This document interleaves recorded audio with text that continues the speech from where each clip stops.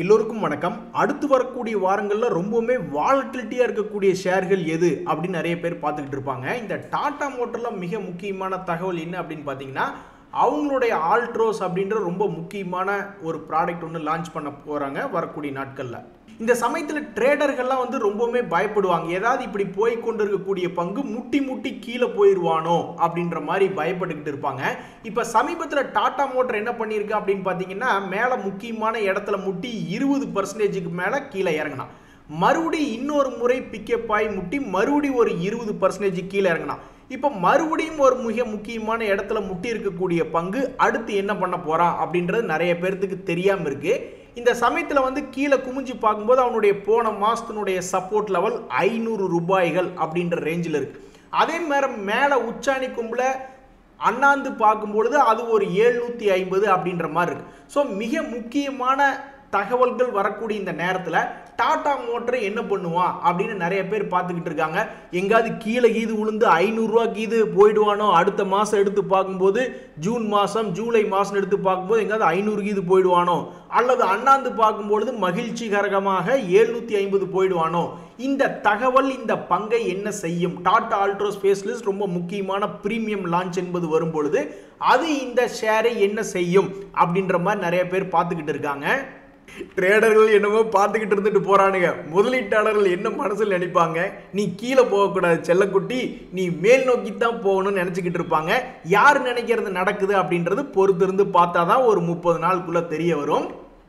நண்பர்களே, அடுத்த வாரம் மிக மிக முக்கியமான தகவல்கள் இருக்கு. இப்போ ஸ்டாக் மார்க்கெட்ல நிறைய பேர் துக்ககரம் இல்லாமல் ஓரளவுக்கு மீடியமா சந்தோஷமா இருக்கிறதுக்கு மிக முக்கியமான காரணம் என்ன அப்படின்னு பார்த்தீங்கன்னா, இந்த நிஃப்டி 50 இண்டெக்ஸ் என்பது 10 டேஸ் மூவிங் ஆவரேஜுக்கு மேலே தொடர்ந்து கண்டினியூஸாக இருக்குது. இதுக்கு FIS தொடர்ந்து வாங்கி கொண்டு இருப்பது ஒரு மிக முக்கியமான காரணம்.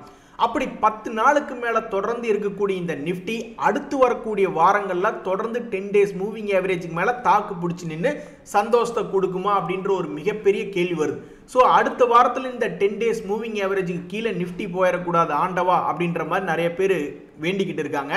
இந்த சமயத்தில் அப்படி தொடர்ந்து மேல் நோக்கி இருக்கணும்னாக்க ரொம்பவுமே மகிழ்ச்சிகரமான தகவல்கள் வரணும்.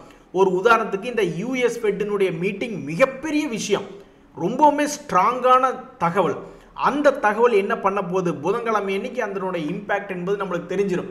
இன்ட்ரெஸ்ட் ரேட்டுக்கு இது ஏதாவது குறைச்சி விட போறாங்களா, ஏற்றி விட போறாங்களா? ட்ரம்ப்பை விட பெரிய US ஃபெட்டுக்காரரா, இல்லை US ஃபெட்டை விட ட்ரம்ப் அவர்கள் பெரிய ஆளா அப்படின்றது தெரியக்கூடிய விஷயம். அடுத்த வாரத்தில் மிகப்பெரிய தகவல் இது. இந்த தகவல் வரக்கூடிய நேரத்தில் இந்த 10 டேஸ் மூவிங் ஆவரேஜை தாக்கு பிடிச்சி இதுக்கு முன்னாடி எப்படி டபக்குன்னு ஒரு 1000 பாயிண்ட் 10 டேஸ் மூவிங் ஆவரேஜுக்கு மேல் நோக்கி ஏறி போனானோ, எப்படி நம்மளுடைய நிஃப்டி கடந்த ஒரு மாசத்துல பார்க்கும்பொழுது 2185 பாயிண்ட் கூடுதல் வந்தானோ ஏப்ரல் மாசத்துல, அதே மாதிரி மே மாசத்துல ஏதாவது ஒரு நடக்குமா, வெடிக்குமா அப்படின்ற மாதிரி நிறைய பேர் பார்த்துக்கிட்டு இருக்காங்க. இன்னொரு மிக முக்கியமான தகவல், இது ஆக்சுவலாக பெரிய முக்கியம் என்பது கிடையாது. ஏன்னா நிறைய பேர் அப்ளை பண்ணவங்களே குறைவான ஆட்களாக தான் இருப்பாங்க. அந்த காலத்தில் ஏதாவது ஒரு கும்பா கம்பெனி வந்தாலும் ஒரே ஒரு ஷேர் தான் அவன் கொடுக்குறான் அப்படின்ற சமயத்தில் 10 பேர் 20 பேர் போட்டி என்பது போடுவாங்க, நம்ம இண்டிவிஜுவல் சேவும் ரீட்டைல் சேவும். ஆனால் இப்போ அது போன்ற பெரிய போட்டி இல்லை. இருந்தாலும் இந்த ஏத்தர் என்பது கஷ்டமான சூழ்நிலையில் மே 6ஆம் தேதி லிஸ்ட் ஆகி கடைசிக்கு எந்த ரேட்டுக்கு அவன் இஷ்யூ பண்ணானோ அந்த பிரைஸுக்காவது கடைசியில் லிஸ்ட் ஆகுதா அப்படின்ற மாதிரி நிறைய பேர் பார்த்துக்கிட்டு இருக்காங்க. இது எல்லாத்தையும் விட மிக முக்கியமான தகவல், நம்ம Q4 ரிசல்ட்டினுடைய கடைசி கட்டத்தில் இருக்கும். இன்னொரு 10-15 நாளைக்கு தான் Q4 ரிசல்ட்ஸ் வரும். முக்கியமான ஆளுக பெரும்பாலும் எல்லாமே ரிசல்ட் கொடுத்து முடிச்சிட்டாங்க. இந்த SBI ரிசல்ட் என்ன ஆக போகுது இப்போ தெரியாமல் எல்லாம் மண்டை சொரிஞ்சுக்கிட்டு இருக்காங்க. ஏன்னு கேளுங்க. நம்ம நிஃப்டி மேல் நோக்கி இப்படி 2000 பாயிண்ட் மேல் நோக்கி வரக்கு மிக முக்கியமான காரணம், சில நாட்களுக்கு முன்னாடி ICICI பேங்க்கும் SBI பேங்க்கும், இந்த ICICI பேங்க்கு HDFC பேங்க்கு அருமையான ரிசல்ட் கொடுத்தாங்க. அந்த ஒரு புத்துணர்ச்சியில் நம்மளுடைய மார்க்கெட் என்பது ஏறிச்சு. அதுக்கப்புறம் மறுபடியும் HCL டெக்னுடைய ரிசல்ட்டுமே மார்க்கெட்டுக்கு ஒரு புத்துணர்ச்சி கொடுத்து IT பங்குகளையும் சேர்த்து தூக்கி விட்டு அதுக்கப்புறமும் ஒரு மாதிரி தொடர்ச்சியாக மார்க்கெட்டை கீழே உழுகாம காப்பாற்றிக்கிட்டு இருந்தாங்க. ஸோ இது போன்ற நிகழ்வுகளுக்கு அப்புறம் இப்போ SBI ரிசல்ட் என்பது வந்துள்ளது. அது மார்க்கெட்டில் எவ்வளவு பெரிய தாக்கத்தை ஏற்படுத்துதுன்னு தெரியல. அன்னைக்கெல்லாம் சிரிச்சு 300 பாயிண்ட் 500 பாயிண்ட் மார்க்கெட்டை ஏற்றி விட்டாங்க பேங்க்குகளுடைய ரிசல்ட் இந்த SBI என்ன பண்ண போறாங்கன்னு தெரியல. இந்த சமயத்தில் மிகப்பெரிய இன்னொரு விஷயம் என்னன்னா, இந்த M&M அப்படின்ற பங்கு கடந்த 6 மாசத்துல பார்த்தீங்கன்னா பெருசாக ரிட்டர்ன் என்பது சம்பாரிச்சு தரல. ஆனால் கடந்த ஒரு மந்த்தில் மார்க்கெட் ரெக்கவரி ஆக ஆரம்பிச்சோன்னே 12% அப்படின்றது வந்திருக்கான். அப்போ அடுத்து வரக்கூடிய வாரங்களில் மிக முக்கியமான ரிசல்ட் இந்த மஹிந்திரா அண்ட் மஹிந்திரா அப்படின்றது ஒரு முக்கியமான ரிசல்ட்டாக இருக்குது. இவன் சமீபத்தில் என்ன பண்ணியிருக்கா அப்படின்னு பார்த்தீங்கன்னா 2300 ரூபாயிலிருந்து 600 ரூபாய் ஏறி மிக மிக முக்கியமான ஒரு சென்டர் பாயிண்டில் வந்து நிற்கிறான். ஸோ அடுத்து வரக்கூடிய ரிசல்ட் அடுத்த வாரம் ப்ளஸ் அதுக்கடுத்த வாரம், ஸோ அடுத்த 10 நாட்களில் இவனை என்ன பண்ண போகிறாங்க, அடுத்த 10 நாட்களில் இவனுடைய சமீபத்தினுடைய பிப்ரவரி மந்த் அல்லது 2025 ஹை 3200 பக்கத்தில் இருக்கு. ஏதாவது ஒரு 300 ரூபாய்க்கு இது ஏற்றி விட போறாங்களா, அல்லது வானம் பார்த்த பூமியாக இருக்குமா, அல்லது கீழே குமிஞ்சு மண்ணை பார்த்த பெண்ணாக இது நடக்குமா அப்படின்றது தெரியாம ரொம்ப ரொம்ப முக்கியமான ஒரு சென்டர் பாயிண்ட்ல இருக்கு. ஸோ அடுத்த வாரத்தில் இங்கே வந்து விழுகக்கூடிய M&M ரிசல்ட் அப்படின்ற தகவல் அடுத்த 10 நாட்களில் இவனை என்ன பண்ண போறான் அப்படின்றது ரொம்ப ரொம்ப முக்கியம். ஸோ அடுத்த வாரத்தில் வாலட்டிலிட்டியான இருக்கக்கூடிய பங்குகளில் முக்கியமாக இந்த டாடா மோட்டர் M&M இருக்கு. நண்பர்களே, இப்போதான் நம்ம மிக மிக முக்கியமான தகவல் ஒன்று பார்க்குறோம். டெக்னிக்கல் அனலைசிஸ் வந்து ஃபண்டமெண்டல் அனலைசிஸ் விடவும் ரொம்பவுமே சிறப்பு வாய்ந்த பேர் வாங்கினது. ஏன் அப்படின்னாக்கா ஃபண்டமெண்டல் அனலைசிஸ்க்குள்ள டெக்னிக்கல் அனலைசிஸ் என்பது இல்லை, தனியாக தான் இயங்குது ஃபண்டமெண்டல் அனலைசிஸ். ஆனால் டெக்னிக்கல் அனலைசிஸ்க்குள்ள உலகத்தில் நடக்கக்கூடிய அத்தனை நிகழ்வுகளும் சரி, அதனுடைய ஃபண்டமெண்டலும் சரி, எல்லாமே உள்ளுக்குள்ளே வந்துடுச்சு, எல்லாத்தையுமே இந்த டெக்னிக்கல் அனலைசிஸ் கணக்கில் எடுத்துக்கிச்சு அப்படின்றத எல்லாரும் பார்ப்பாங்க. அந்த வகையில் ஒரு கான்செப்ட் என்ன சொல்லுவாங்க அப்படின்னு நீங்கள் பார்த்தீங்கன்னாக்கா ரோல் ரிவர்சல், அதாவது பிரின்சிபல் ஆஃப் பொலாரிட்டி அப்படின்றது ஒன்று இருக்குது. முதல்ல அந்த காலத்தில் வந்து ஒரு முக்கியமான ரெசிஸ்டன்ஸ் என்பதை உருவாக்கி வச்சதை உடச்சி ஒரு காலத்தில் மேலே போயிட்டான்னு வச்சுங்க, மறுபடி ஒருவேளை அந்த ஸ்டாக் கீழே வரும்பொழுது பழைய ரெசிஸ்டன்ஸே சப்போர்ட்டாக இயங்கி மேபி கொஞ்சம் தாக்கு பிடிக்கிறதுக்கு உதவி செய்வானோ அப்படின்ற மாதிரி நிறைய பேர் பார்த்துக்கிட்டு இருப்பாங்க. ஒரு உதாரணத்துக்கு இந்த கர்நாடகா பேங்க் அப்படின்ற பங்குல என்ன நடந்தது அப்படின்னு பார்த்தீங்கன்னாக்கா, இதுக்கு முன்னாடி ஒரு முறை இப்படி தான் ஒரு ரெசிஸ்டன்ஸ் பாயிண்ட் அப்படின்றத ஒன்றை வச்சிருந்தான். அந்த ரெசிஸ்டன்ஸ் பாயிண்ட்டை தாண்ட முடியாமல் சில நேரங்களில் அந்த பங்கு என்பது கீழே விழுந்துருச்சு. அப்புறம் ஒரு முறை அதை தாண்டி தூக்குனா பாருங்க, தட்டி தூக்குனதுக்கப்புறம் 140 ரூபாயிலிருந்து 280 ரூபா வரைக்கும் போயிட்டு இப்போ அந்த பங்கு சரிவடைஞ்சிருது. ஸோ ஏற்கனவே ரெசிஸ்டன்ஸாக இருந்த பாயிண்ட் வந்து இந்த ஸ்டாக் கீழே விழுந்தும்போது தாக்கி பிடிச்சிருந்தான். தாக்கி பிடிச்சி கிட்டத்தட்ட 150 ரூபாயிலிருந்து 200 ரூபா வரைக்கும் அவன் மேலே போகிற உதவி செய்தான். இப்படி தான் இன்னொரு பங்கு ஸ்பந்தனா ஸ்பூர்த்தி அப்படின்ற ஒரு பங்கு, இவன் சமீபத்தில் கிட்டத்தட்ட லோ ரேட்லேருந்து 70% ரெக்கவரி ஆனானுங்க. அப்புறம் மறுபடியும் மேலேருந்து கிட்டத்தட்ட 20% கீழே விழுந்து இப்போ முக்கியமான ஒரு 50 டேஸ் மூவிங் ஆவரேஜ் அது பக்கத்தில் வந்து விழுந்திருக்கான். அப்போ இந்த பங்கு ரோல் ஆஃப் ரிவர்சல், அதாவது ரிவர்சல் ரூல் அப்படின்ற சட்டத்திட்டத்தின்படி ஏற்கனவே ஒரு முறை இருந்த ரெசிஸ்டன்ஸ் என்பதை ஒரு நல்ல இடமா தாண்டியிருக்கான்.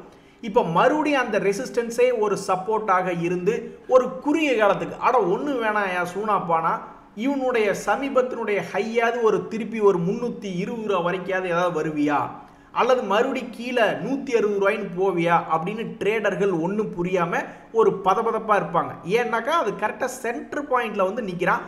அடுத்து வரக்கூடிய 20-25 நாளில் மேலே போகிறானா கீழே போகிறானா அப்படின்ற ஒரு பதட்டத்தில் இருக்காங்க. இதுக்கு மிக முக்கியமான காரணம் பிரின்சிபல் ஆஃப் பொலாரிட்டி அப்படின்ற இடத்துல இந்த ஸ்பந்தனா ஸ்பூர்த்தி அப்படின்றது வந்து நிற்கிறதுனால தான். நீங்கள் எல்லாம் 25 நாள் கழிச்சு என்ன நடந்ததுன்னு தெரிஞ்சுக்குவீங்க, ஆனால் அதை அனுபவிக்கிறவனுக்கு தான் அதனுடைய வலியும் வேதனையும் தெரியும் அப்படின்ற மாதிரி இந்த ஸ்டாக்கெல்லாம் வச்சிருக்கிறவங்களுக்கு தான் இது போன்ற தகவல் என்ன செய்ய போகுது அப்படின்னு சுவாரஸ்யமாக பார்த்துட்டு இருப்பாங்க.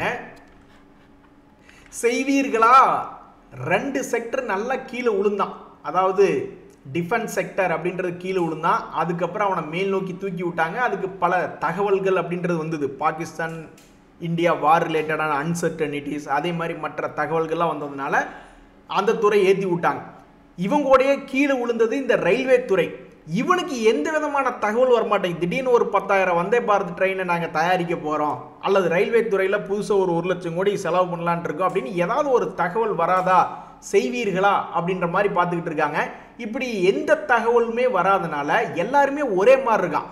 எப்படி ஒரு கோழியை பிடிச்சி ஒரு கூடைக்குள்ளே வச்சு அடைச்சி வச்சிட்டோம்னாக்கா அந்த கோழி என்பது என்ன பண்ணும், அந்த கூடைக்குள்ளேயே அப்படியே சுற்றிக்கிட்டே இருக்கும். என்ன பண்ண முடியும், வேற என்ன பண்ண முடியும், ஒன்றும் பண்ண முடியாது. அதே மாதிரி தான் நீங்கள் ரயில்வே துறையில் மிக முக்கியமான பங்குகள் நிறைய எடுத்து பார்த்தீங்கன்னா கடந்த 3 மாதமாக ஒரு கூடைக்குள் அடைப்பட்ட கோழியாக அப்படியே சுற்றிக்கிட்டே இருக்கான். என்ன பண்ணுறனே தெரியாமல் எந்த பக்கமே வெடிச்சு செதற மாட்டேங்கிறான். இப்போ நீங்கள் இர்கான் இன்டர்நேஷனல் பார்க்குறீங்க, ஐஆர்எஃப்சி எடுத்து பார்த்தீங்கன்னாலும் அதே நிலைமை தான். அவனுக்கு கடந்த 2-3 மாதமாக ஒரு குறிப்பிட்ட சந்துக்குள்ளேயே ஆடிக்கிட்டு இருக்கான். ஐஆர்எஃப்சி அப்படி இப்படின்னு எல்லாம் ஒரே மாதிரி தான் இருக்குது ரயில்வே துறை. இந்த சமயத்தில் வந்து அந்த செக்டரில் இருக்கக்கூடிய ஒரு லீடராக இந்த ஆர்விஎன்எல் அப்படின்ற ஷேர்னுடைய ரிசல்ட் எல்லாம் என்ன பண்ண போகுதுன்னு தெரியல. அதாவது எந்த விதமான புது ஆர்டர்கள் கிடைக்கல அப்படின்ற தகவல் வெளியே வராத சமயத்தில் இவனுடைய பர்ஃபார்மன்ஸ் வந்து ரொம்ப சுமாராக இருக்குது. இங்கே பார்த்தீங்களா, 2021 கிட்டத்தட்ட 300 கோடி 400 கோடி அப்படின்ற லாபங்களை இவன் பார்த்தவன் தான். அதுக்கப்புறம் இப்போ 218 கோடி 300 கோடி 295 கோடி தான் லாபம் காமிச்சிக்கிட்டு இருக்கான். இப்போ மறுபடி Q4 ரிசல்ட்டில் மறுபடி இதே மாதிரி ஒரு 250 கோடி 295 கோடி தான் லாபம் காமிச்சான்னா ரொம்ப சோர்வாக தான் இருக்கும் இந்த பங்குகளை வச்சிருக்கு. டக்குன்னு ஒரு 400-500 கோடி லாபம் காமிச்சிங்கன்னா தானே சந்தோஷமாக இருக்கும். செய்வீர்களா? Q4 ரிசல்ட்டில் என்ன வரப்போகுது அப்படின்ற மாதிரி பார்த்துக்கிட்டு இருக்காங்க. பார்த்தீங்களா நண்பர்களே, இந்த ஸ்டாக் மார்க்கெட்டினுடைய நிலைமையை, அதாவது தகவல்கள் வந்து ஒரு பங்கையோ அல்லது செக்டரையோ தூக்கி விடுறதுக்கு உண்டான வழி அப்படின்றது இருக்கு. ஆனால் எதுவுமே வரலினா அவனுடைய பர்ஃபார்மன்ஸ், அவனுடைய குவார்ட்டர்லி ரிசல்ட்ஸ் தான் அவனை தூக்கி விட வேண்டிய நிலைமையில் இருக்கு. அப்படி இருக்கக்கூடிய நேரத்தில் இவனுங்கெல்லாம் பர்ஃபார்மன்ஸ் காமிச்சு செஞ்சு விட்டானுங்கன்னா தான் இந்த பங்குகளை வச்சிருக்கிறவங்களுக்கெல்லாம் நன்மை. இல்லைனாக்கா அப்புறம் அப்படியே பார்த்துக்கிட்டே இருக்க வேண்டியதுதான். அதனால தான் அந்த காலத்தில் கன்சம்ஷன் ரிலேட்டடாக இந்த எஃப்எம்சிஜி அது போன்ற மக்கள் தொகை நம்மளுக்கு பெருகிட்டே இருக்குல்ல, அதனால் அது ரிலேட்டடாக போனாங்க. பட் இப்போ கன்சம்ஷன்லேயுமே ஒன்றும் சிரிப்பு இல்லை, சந்தோஷம் இல்லை அந்த செக்டர்லேயும். என்ன காரணம்னா அவங்களுடைய ரா மெட்டீரியல் காஸ்ட் என்பதனுடைய விலை இன்க்ரீஸ் ஆகிட்டதுனால அவங்களால பெருசாக மார்ஜின் என்பது வைக்க முடியாமல் போயிடுச்சு. நண்பர்களே, இந்த சமயத்தில் மிக முக்கியமான தகவல் ஒன்றை பற்றி பேசுறதுக்கு நான் விருப்பப்படுறேன். நம்ம எல்லாத்தினுடைய குரு, இன்வெஸ்ட்மெண்ட் முதலீடு அப்படின்றத பற்றி பேச எல்லாத்தினுடைய குரு வந்து திரு வாரன் பஃபட் அவர்கள். அவருடைய ரிட்டையர்மெண்ட் என்பது இந்த வருஷத்தில் உறுதி ஆயிடுச்சு. 2025க்கு அப்புறம் அவர் அந்த சிஇஓ பதவியில் இருக்க மாட்டார். இந்த சமயத்தில் அவர் சொன்ன கருத்துக்கள்லாம் வந்து ஃபாலோ பண்ணோம்னாவே யாருமே ஸ்டாக் மார்க்கெட்டில் பெரும்பாலும் முதலீடுகளில் நஷ்டமே அடைய மாட்டாங்க. அதாவது அவருடைய மிக முக்கியமான கருத்து என்னன்னா, price is what you pay. உன்கிட்ட இருக்கிற காசை நீ கொடுக்குற, அதுக்கு திரும்பி என்ன கிடைக்குது, அதுக்கு ஒரு வேல்யூ தான் கிடைக்குது அப்படின்னு சொல்றாங்க. இப்போ 40 பவுன் போட்டு ஒருத்தரை கல்யாணம் பண்ணிக்கிட்டு வர்றீங்க, அவர் ஒரு குடிகாரராக ஒரு வேல்யூ இல்லாமல் இருந்தால் என்ன பண்ணுறது அப்படின்ற மாதிரி ஒரு 4 லட்ச ரூபாய்க்கு ஒரு சரக்கு ஒரு ஷேரை வாங்குறீங்க அப்படின்னா அவ்வளோ பணம் கொடுக்குறீங்க, 4 லட்ச ரூபா. அதுக்கு திரும்பி உங்களுக்கு என்ன கிடைச்சது? ஒரு நல்ல அருமையான கம்பெனியா, இல்லை ஏதாவது ஒரு கும்பா கம்பெனி பல்வேறு ஃப்ராடுகள் பண்ணக்கூடிய ஒரு உதாரணத்துக்கு ஜென்சால் இன்ஜினியரிங்னு ஒரு கம்பெனி செபினுடைய வலையில் வந்து விழுந்தது, பிசிஜின்னு ஒரு கம்பெனி, அப்படி ஏதாவது ஒரு கும்பா கம்பெனி வாங்கி வச்சு அதுதான் உங்களுக்கு வேல்யூவாக கிடைக்குதுன்னா அது உங்களுக்கு தண்டம் தானே. ஸோ ஏன் அந்த ரிஸ்க் வருதுன்னா, நீங்கள் தெரியாத ஒரு வேலை செய்கிறீங்க. டாடா குரூப் அப்படின்றது தெரிஞ்ச குரூப்பு, அதானி என்பது தெரிஞ்ச குரூப்பு, அம்பானி அப்படின்றது தெரிஞ்ச குரூப்பு. ஸோ அந்த குரூப்புகள்லாம் அப்புறம் எப்படி இயங்கும் அப்படின்றது எல்லாத்துக்கும் தெரிஞ்ச விஷயம் தான். ஸோ அதுக்கு தகுந்த மாதிரி நீங்கள் என்ன பண்ணுறீங்க அப்படின்ட்டு தெரிஞ்சுட்டு பண்ணினீங்கன்னா ஓகே. தெரியாத ஒரு விஷயத்தை வந்தீங்கன்னாக்கா ரிஸ்க் அப்படின்றது வந்துடும் அப்படின்றது மிக அழகாக சொல்கிறாரு. அதே மாதிரி இப்போ என்ன, அவர்லாம் எத்தனை ஏற்ற இறக்கத்தை பண்ணியிருப்பார். நம்ம சும்மா ஒரு 5 லட்சம் 10 லட்சத்தை போட்டு வந்திருக்கோம். அவர்லாம் எத்தனை லட்சம் கோடிகளை மார்க்கெட்டில் போட்டிருக்காரு. திடீர்னு கிராஷ் ஆகும்போது அவர்லாம் என்ன கம்முன்னு தானே கொண்டிருக்காரு. ஸோ எமோஷனல் கண்ட்ரோல், பேஷன்ஸ் ரொம்ப முக்கியம். அது இருந்தால் தான் பெருசாக சம்பாதிக்க முடியும் அப்படின்றதையும் சொல்கிறாரு. அப்படின்னு என்ன பண்ணணும், மனசில் ஒரு உறுதி இருக்கணும். ஒரு ஸ்டாக்கை வாங்கினோமா ஒரு 5 வருஷம் 10 வருஷம் கழித்து பார்க்கலாம் தம்பி அப்படின்ற ஒரு உறுதி என்பது நம்மகிட்ட இருக்கணும். அதே மாதிரி டிவிடெண்ட் கொடுக்கக்கூடிய பங்குகளாக நல்ல லோ ரேட்டில் கிடைக்கும் போது அதை அள்ளிடணும். என்ன காரணத்தினால அவர் அப்படி சொல்கிறாருன்னா, நீ தூங்கும் போது கூட நீ போட்ட பணம் உனக்கு மறுபடி பணத்தை சம்பாரிச்சு கொடுக்கணும், இல்லைன்னா அப்புறம் நீ காலம் பூரா வேலை பார்த்துக்கிட்டே இருக்க வேண்டியதுதான் அப்படின்றாரு. இப்போ கூட திருப்பூரில் நான் நிறைய பேர்த்த பார்க்குறேன், 60 வயசுக்கு மேலே கூட இன்னுமே போய் அவங்க செக்யூரிட்டியாகவோ அல்லது வேறு ஏதாவது வேலை கிடச்சதுன்னா செய்கிறேன் அப்படின்றாங்க. எதனால நீங்கள் நினைக்கிறீங்க? ஏன்னா அவங்களுடைய சேமிப்பு ரொம்ப கம்மியாக இருக்குது. அந்த ஒரு காரணத்தினால தான் அவங்க கடைசி காலத்தில் போயிட்டு இப்படி வேலை செய்கிறாங்க.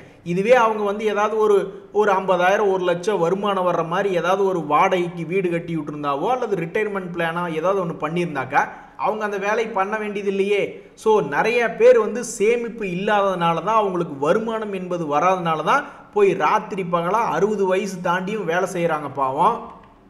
ஸோ இந்த 4 பொன்மொழிகளையும் நீங்கள் ஃபாலோ பண்ணிங்கனாவே ஸ்டாக் மார்க்கெட்டில் ஜெயிச்சிடலாம். நான்லாம் எப்படியும் ஒரு 40 ரூபா வரைக்கும் பண்ணிடணும் அப்படின்ற மாதிரி தான் பார்க்குறேன். ஒரு டிவிடெண்ட் இன்கமாகவே இன்னொரு 2-3 வருஷத்துக்குள்ள 40,000 ரூபா அப்படின்ற மாதிரி வரணும்னு தான் நான் ஆசைப்படுறேன். எப்படி ஒரு சில பேர்லாம் பாதி கிணறுலாம் தாண்டி இருப்பாங்க, மீதி கிணறையும் தாண்டி ஒரு மாதத்துக்கு ஒரு 50,000 ரூபா பக்கத்தில் ஒரு டிவிடெண்ட் இன்கம்னு வந்துருச்சுனாவே ரொம்ப சந்தோஷம்தான்.